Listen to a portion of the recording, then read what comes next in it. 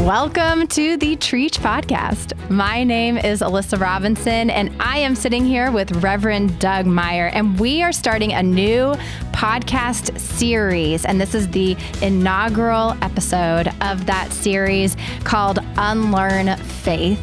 And so together we are going to wrestle through faith questions. But first, I want us to introduce ourselves. Many of y'all know me if you listen to the podcast. I am the digital strategist here at Trietsch, and what that means is anything you see on a screen or hear in your earbuds, I probably had a hand in it in one way or another.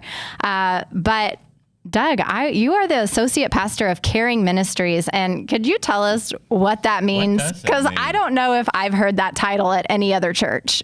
So Caring Ministry, I think it's a made-up phrase here because we, historically, my role has been like associate pastor of pastoral care or congregational care. And those all seemed like very churchy words. And so a couple of years ago when we were trying to have vocabulary that had a more comfortable reach, we just went with the word caring because most people understand caring. So yes, I'm the associate pastor that oversees our Caring Ministries, which basically entails a whole lot of folks doing a whole lot of caring in a whole lot of different ways. Well, and I'm excited for this series that we're calling Unlearn Faith. And when I first say Unlearn Faith, some people might cringe a little and be like, what?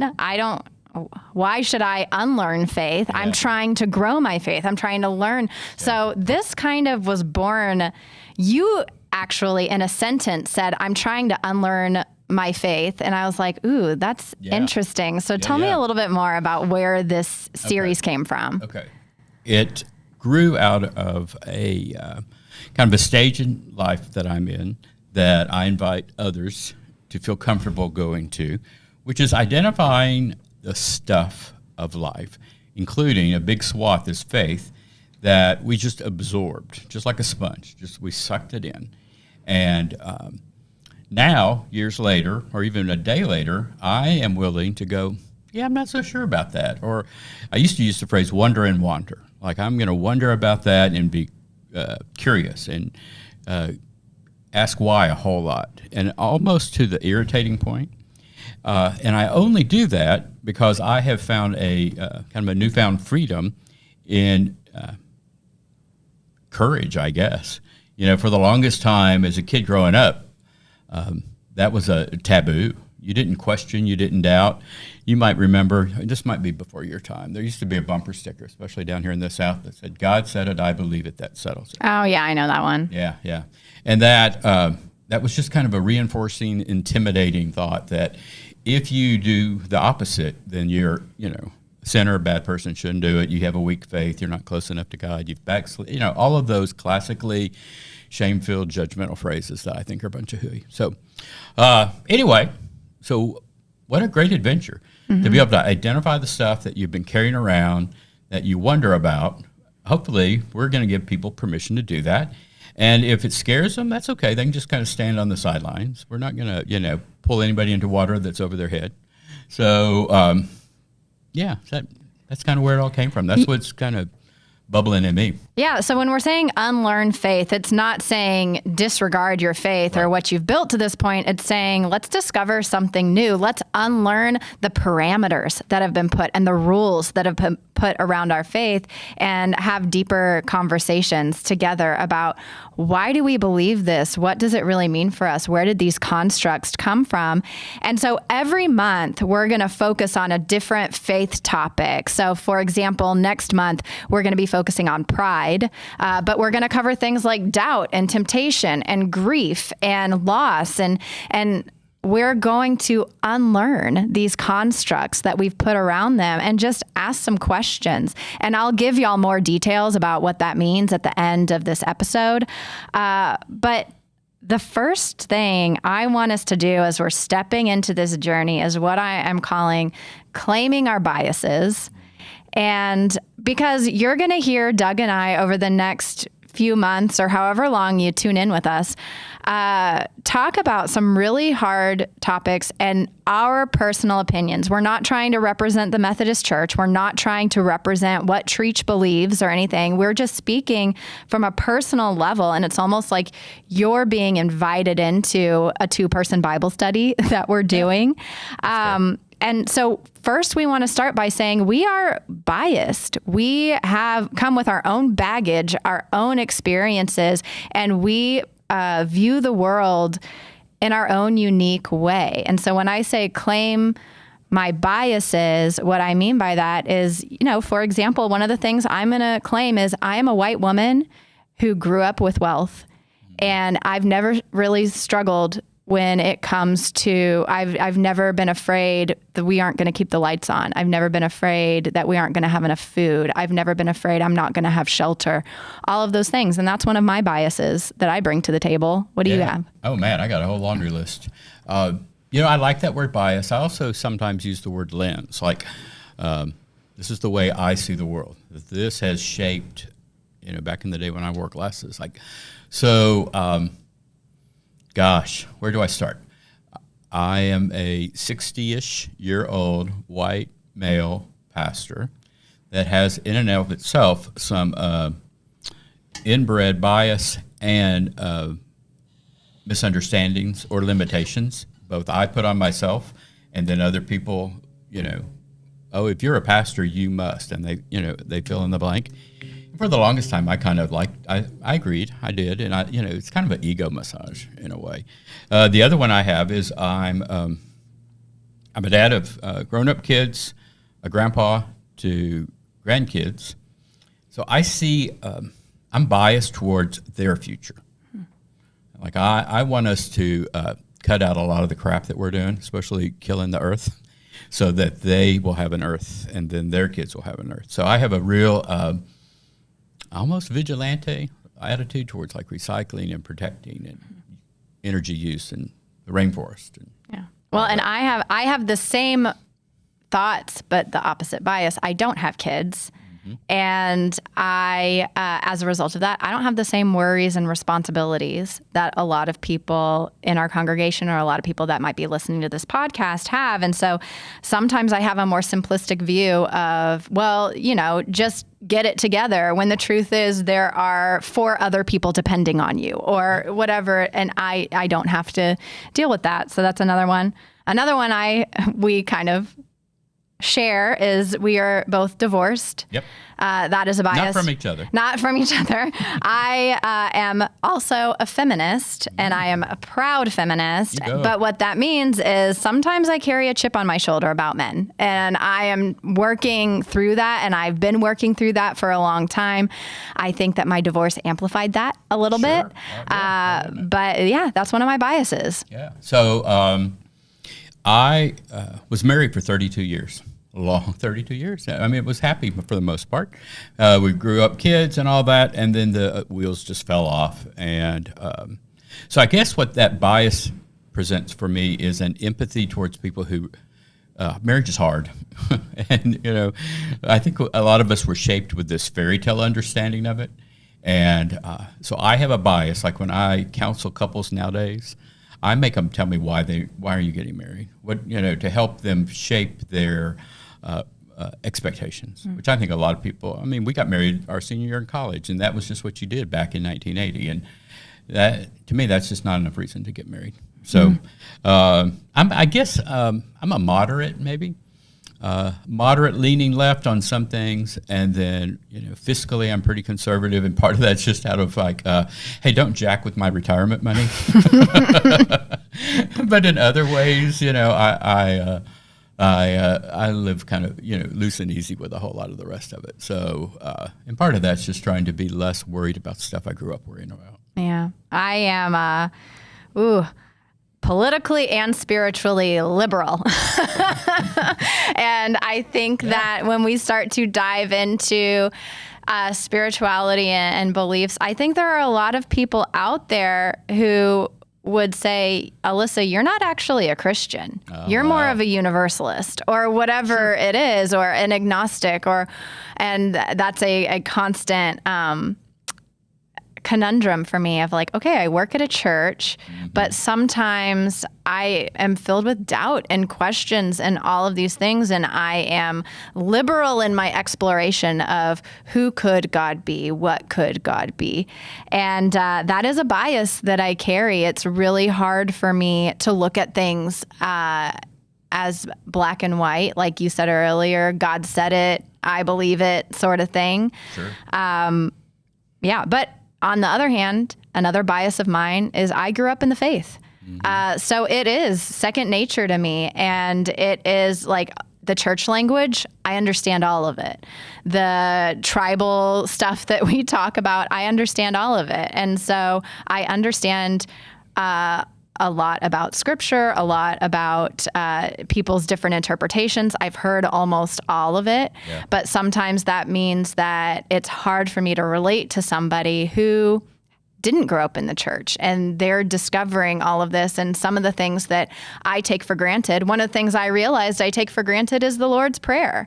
And I remember we had this huge push maybe like 10 years ago at this church of, hey, let's start printing the Lord's Prayer, putting it on the screen. Not everybody knows it. And I was like, wait, what? Yeah. Not everybody knows it? And that's my bias. Isn't that funny when we name those assumptions? Yeah. Because, we have a bunch of them. And we just assume even like, so that people know the difference between the Old Testament and the New Testament. And what's a testament? Or even how to find places in the Bible of what does it mean, Matthew 5:32 through 36. I don't know if that actually exists. Somebody's going to look Does that it go up right all now. the way up to 32? It probably is I don't know. some harsh verse that says, throw the children on rocks. Yeah, I do not have scripture memorized. So I'm a church kid. I grew up, that was my jam. Like when I was a little kid, there's all sorts of pictures of Dougie Meyer getting all dressed up in Channelview, Texas, and going off to church. And I was, and still am, kind of a messed up people pleaser. And, that's where I would go and recite my little memorized verses and got my third grade Bible and went through confirmation and did all the stuff because church for our family was a big social outlet. And that was kind of where, in a small town suburb, that's what you did. And it was a Methodist church with hard leanings to the right. And that was kind of the breeding ground for a whole bunch of my isms and layers of guilt and shame and fear that were supposed to be corrective for behaviors that were seen as outside the bounds of okay or a good Christian wouldn't or couldn't or shouldn't. And that messed me up for a long time, but not enough to not then get an undergraduate degree in Christian education and to get another degree in theology and to keep pressing on into church. And then I've been fortunate, I guess, to have worked in a number of what I'll call tall steeple churches. And somewhere in all of that experience, I began to also see the underbelly of the church and saw the business side of what I would some days now call sarcastically the company. And it has jaded me. So I have to own at times I'm kind of a sarcastic skeptic about the church. And what are your motivations here? And what's it all about? Yeah. And, then I'm going to say but I also depend on the church for my paycheck. So I know it's hard because at the end of the day, yes, the church with a capital C is really the people in the community, but it's also a corporation that is paying thousands upon thousands of people and is providing income for thousands upon thousands of people. And so it does get kind of icky sometimes when you work at a church and you see how the sausage is made. And, that's one of the reasons I had to decide, for me, that I have to have a professional boundary. And so I love Trietsch so much. This is the church that I grew up in, but what I discovered, it is hard for my place of work to also be my place of worship. Oh, yeah. And so I had to choose a different church home because of that. But I love this church so much, and I see so much potential in this congregation and all the good that they do in the community. Sure. But that's a struggle. Well, just to give this church a little kudo, and it didn't ask for this, but the very fact that we can do this, that there is a space that is safe, that I as a pastor, you as a staff person, a director, can step into and go, we're not real sure Because in a way... And there is no fear of getting fired for us claiming that. Not yet. But it's because in a way, if you compare it to a company, we're kind of questioning our product, right? And we're like saying, we're not really sure that we're making the very best chicken sandwich possible. We're going to tell you we are. And so like a Chick-fil-A employee would probably get fired today if they went on air and said, yeah, you need to see how they really make, put the crack on the fries or whatever. So this is going to be fun. And for some people, I agree with what you said earlier. I guess I want to say don't be scared. And if this is like too big, too much, and it breaks all your mental rules about God and faith, you don't have to listen. That's fine. Or just listen and go, yeah, I think they're crazy. And that's okay. We I don't know. I've been called a whole lot worse than crazy. So just imagine an invitation into curiosity. Yeah. And that it's okay. And the world is not going to shake underneath your feet. And, you probably won't lose any sleep either. So part of this exercise of claiming our biases was for you to get to know us a little bit better, for you to understand where we're coming from. But also we want you to think about what are some of your biases as you're listening to this? What are some of the things that you bring something different to the table? You bring a different perspective. And we are not doing this because we want everybody who's listening to agree with us. We are doing this because we want to open up a conversation and have a dialogue. And if I make a faith claim for myself that you're like, ooh, Alyssa, I don't think you fully thought that through. Or Alyssa, you're making opinions based on your biases. Call me out on it. And I know I've already given Doug permission to do that as we move forward with this and him say, Alyssa, I think that's a bias. Think about that a little more. And, I think that one of the things that I've had to unlearn is that questioning is wrong. So I accept that questioning, yours or mine, is okay. So I don't feel the need to correct you in the midst of a questioning or wondering or wandering, because I think that's a really healthy kind of exercise. Whereas in my past, I would have been fearful for you that you're crossing some kind of taboo and that it was my job to help save you from that taboo, and I guess ultimately hell or something. I don't know. But it's the accountability. That's what we call it in church world is holding each other accountable. That's a funny kind of permission-giving statement to get into each other's business or to cross all sorts of boundaries, isn't it? Yeah, that's crazy thinking. Well, and you opened up a perfect segue into some of the things that we want to talk about today, which is what are some of the things at a high level, at a big umbrella level, that you've had to unlearn about your faith? You want me to go first? Yeah, go for it. That, so I already said the one, that questioning is wrong. Yeah. And so flip that. No, questioning is good. Go full throttle into questioning. And I frequently have been known to say that if anybody stands in a pulpit and tells you in no uncertain terms, this is exactly what that text says, or this is exactly what you're supposed to do, you should get up and leave immediately.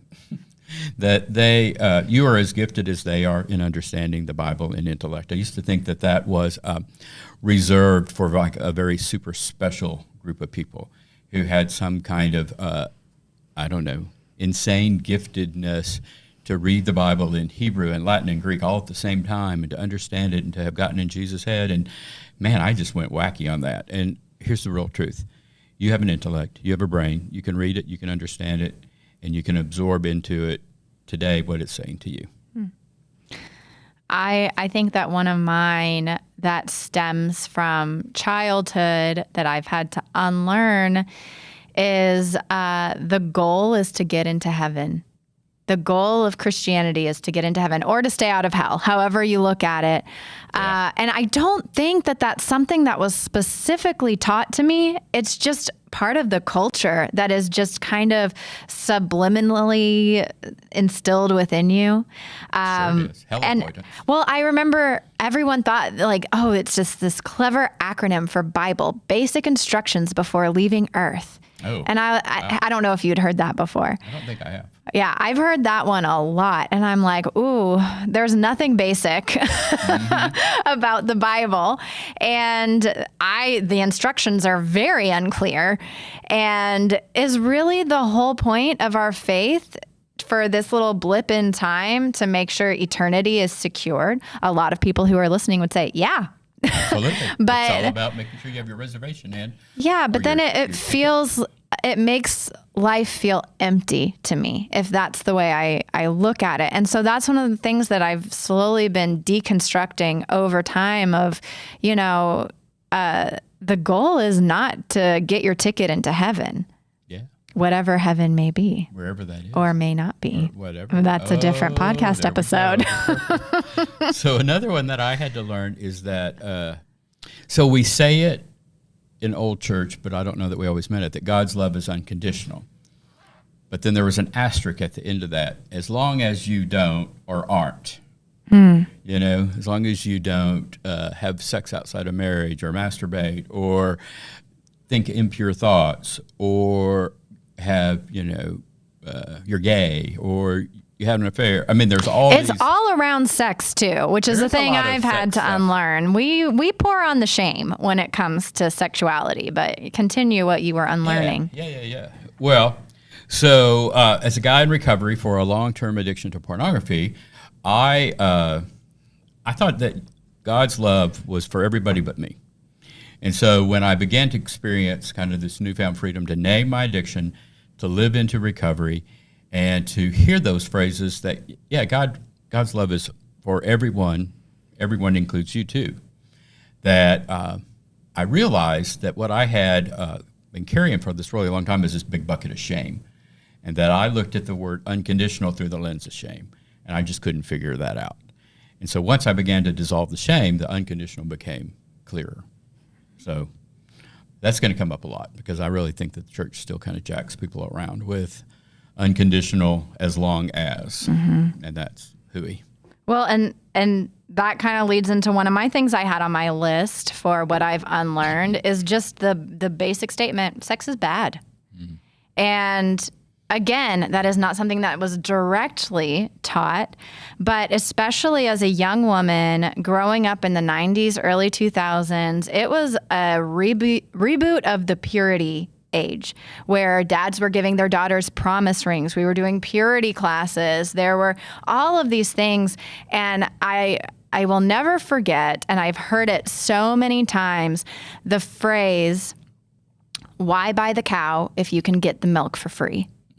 And it was said to so many young women over and over and over again. And then also on top of that, the uplifting of the Virgin Mary and how important her virginity was to this whole process. And what that message told me is that if you have sex, you have lost your value. Your value as a young woman lies in your virginity, and you are worthless if you give that away. Yeah. And even like saying that out loud, my stomach starts to churn a little bit. And I just think that there is so much negative, and I'm not going to start to get into like the premarital sex conversation and all of this stuff. And because our basic understanding as a church is don't have sex until you're married. Well, I just don't know if that's the healthiest view of sexuality. Sure. And so, yeah, that's one of the things that I've had to unlearn over time, and I still struggle with it. I still struggle with, okay, where is my value? Now that I'm a divorced woman, it is very clear to everybody I am not a virgin. And where is my value now that I am back in the dating world? And I'm, it's something that I wrestle with still, even though I know it's ridiculous. Isn't that something, how strong that is? Yeah. I think that there's all sorts of stuff, and I don't know. I kind of hope we have time to unpack all this forever. Like about, especially for women, there's all, and men, there's different rules, spoken and then unspoken rules about our sexuality. And you go way back in time, 1600s, 1700s, maybe even before that. If you were my daughter, your father, I had to extol your virginity because that heightened your value to suitors. And you were deemed unacceptable if you had been soiled or spoiled or whatever and lost your virginity. You had less value. And hopefully we have come a long ways from women's value being assigned by their sexuality. I don't know if we've come as far as you think. I agree. But see, so what I think happened is fear was used as a behavior modification plan. Mm-hmm. And so whether it was to young women especially, but also to young men, but then I think to young men it was a bit of a wink, wink. It was boys will be boys. Boys will be boys, and what happens in locker rooms stays in locker rooms. And dads had a different tone in speaking to daughters about sexuality than they did their sons about sexuality. And not all of that stems from the church. It's at a cultural level, too. It's a puritanical culture. We were sure. built on a whole... So I don't want to blame the church completely for it, but... No, but like a lot of us, I grew up in a youth group that sang from that hymnal.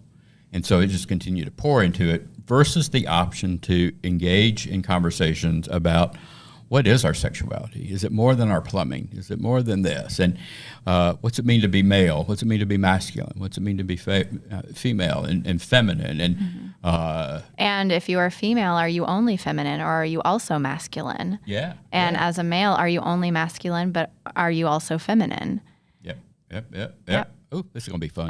Okay. Is your skin crawling yet, listeners? We don't want to scare you. This is just our personal things that we've had to unlearn. Another thing on the lighter side that I've had to unlearn is that faith is a battle. And I think that this comes, again, from cultural norms. We see it as it is a battle between good and evil, right and wrong. There is a tension. It is God versus Satan. There is this versus warlike mentality Good with guys, faith. And we are fighting temptation. We're fighting. We're battling. We're all of these things. And I think that these metaphors have done so much damage to what our faith could be.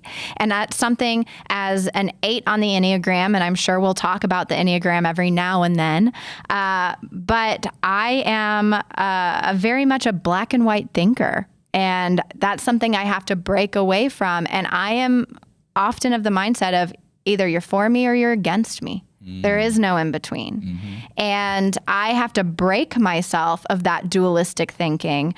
And I've had to do and have to continue to do that same work with my faith. It is not dualistic. All can be true. There is good and evil, and it is present within us, and it is not an ongoing battle. It is part of our human nature. And things like that I'm slowly over time being able to accept the whole picture of things, but I still find myself every now and then viewing it as a war and a battle, and it's the angels versus the demons and who's going to win in the end. Yeah. One of the things I'm unlearning is that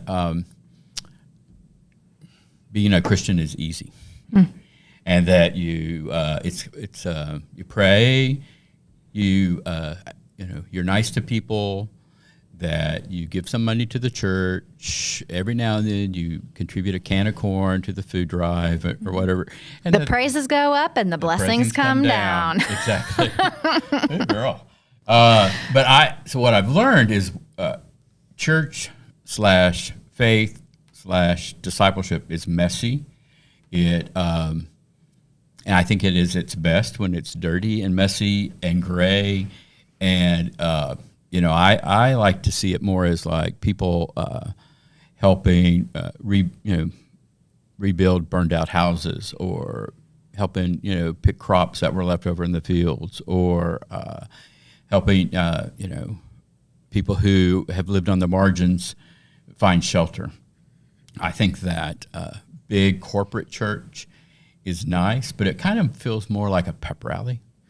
And I think sometimes, like when I see the church in its big, regalia, splendor, that Jesus would, let's just say Jesus went in the neighborhood one day and walked by and was like, "Wow, what's this? What are y'all doing?" "Oh, we're praising your name," and he would be like, "What? No. Get out of this building. This is not, y'all have it all wrong." I think we have pieces of it right. Mm-hmm. But a lot of times I think we have more wrong than right. Oh man, what would Jesus think of an Easter service? Mm-hmm. That we pull out all the stops for that. I don't know. I think he would say, "Okay, you guys are nice. Y'all got it. Now go invite people who are living under the bridge. Yeah. Or just go have dinner with the people under the bridge or something." Oh, this is going to be fun. All right. My last one that I have on my list is something that I'm just my feminism is going to shine through. God is a man. That's a big one. And it comes from the patriarchy. Mm-hmm. But our Father, and of course, like there was no other way to see God at that time because it was so deeply ingrained of like women are property, men are at the top of society, no chance in their cultural view that God could be anything other than a man. But what we neglect is where in Scripture, God is compared to a mother. God is compared to a mama bear. God is compared to a mother breastfeeding her children, Absolutely. Nurturing and all of these things. But I also have to unlearn that God is a gender. Because what I want to do is say, well, I'm going to pray to God our mother, mm-hmm. and I'm going to view God as a woman because that's what makes me feel safe. But then I think I'm missing the whole point of we don't need to assign a gender to God. We don't need to assign a persona to God, but we do it because that's the way we understand the world is through our own humanity. Yeah, and if you... we are on the edges of acknowledging that we don't all have positive experiences with either gender. Right. And so for some people to say our Father pushes all these buttons of perhaps male abuse, father abuse, or somebody. And so the last thing they want to think about is praying to somebody that has male attributes, right? And then folks my age and older who are just beginning to understand that. If I started the prayer, Our Mother who art in heaven. Oh my gosh. Can you imagine? I would be called a heretic. Probably. Or worse. And so to imagine God the Creator, and that's enough. And that, not assigning gender, to me is just a cool mental experiment. And maybe I can embrace that. I don't think I assign one or the other, but I certainly grew up thinking God was like this, like my grandpa, like an old man with a beard sitting in the clouds. Old white man on a big chair in the clouds, just kind of always watching over everything, especially me. Yeah. Of course, I think I've ventured into God being a woman for a long time because my mom tells me a story of when we went to New York and saw the Statue of Liberty, and I thought Lady Liberty was God. Oh, really? So oh, wow. Well, some people probably think that today. Yeah. I said, look, it's God. All right. So what are they going to have to do to participate with us? Well, so first, we've gone into this deep dive of all of not deep dive, a surface level dive of many things that we've had to unlearn in our faith. And we'd like to invite y'all to share some of the things with us. What have you unlearned in your faith? What are you working through right now? What are the things that you believed without question as a child, but then as an adult, you were like, you know what? I don't think that I was getting that right, which is okay. We all do that as we grow in our faith. And then next month, we are going to shift our focus to a specific topic, and we're going to call it Unlearn Pride. And we are talking about and defining pride in the sense of Scripture as a sin, not pride as in the Pride celebration, which there's a whole different, Pride parade. There's a whole different, pride in that sense means more of like being confident and grounded in loving who you are, which I think everyone should explore and have pride in themselves in that way. But we're going to look at the sin of pride and unlearn what pride means. And the way that we're going to do that is Doug and I are going to do a YouVersion devotion together. And so if you haven't downloaded the YouVersion app, I invite you to do that now because we are going to be doing the devotion called Who Me? And it is a reading plan about pride. And it's only 4 days. And so you have a full month to do a 4-day devotion. And then we're going to have a conversation about it and talk about, what do we agree with? What do we disagree with? The scripture that it cited, what does it mean to us? What are we struggling with when it comes to pride? And what do we need to unlearn about ourselves and the people around us and our faith? And one of the things I want to emphasize is you do not need to do the devotion to feel like you can participate in these conversations. But if you want to dig deeper and you want a little extra and you want to know the things that we're talking about, you have already read it for yourself, it's a great exercise to do. But if you just tune in and you listen, you're going to get something out of it, because it's really just going to be us talking about our lives in reference to scripture and pride and what's going on with us. So we hope that that'll be beneficial to you. But come on, you can do it. 30 days, 4 days. Over the next 30 days. Come on. Come on. You can do it. So I want to invite you, download the YouVersion app. I've included a link to the devotion that we're doing in this episode description. So check out the episode description, open up that devotion, follow along with us. And next month, let's unlearn pride together.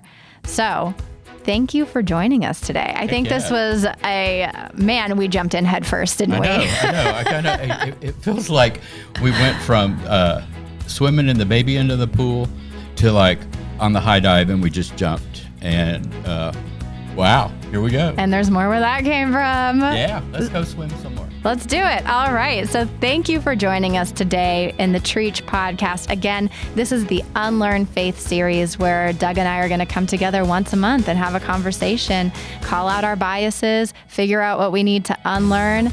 And I hope that you'll join us. So thank you so much. Yeah, buckle up.